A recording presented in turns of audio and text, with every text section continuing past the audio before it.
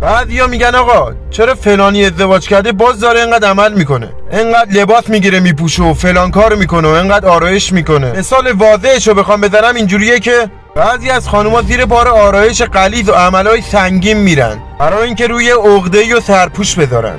مثلا خانوم شوهرش به گربه ماده سر کوچه هم رحم نمیکنه.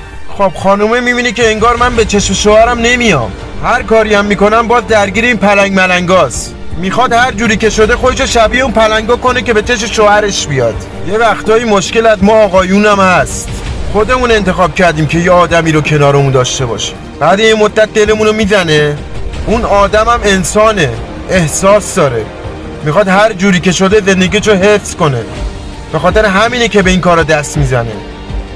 قدرشو بدون.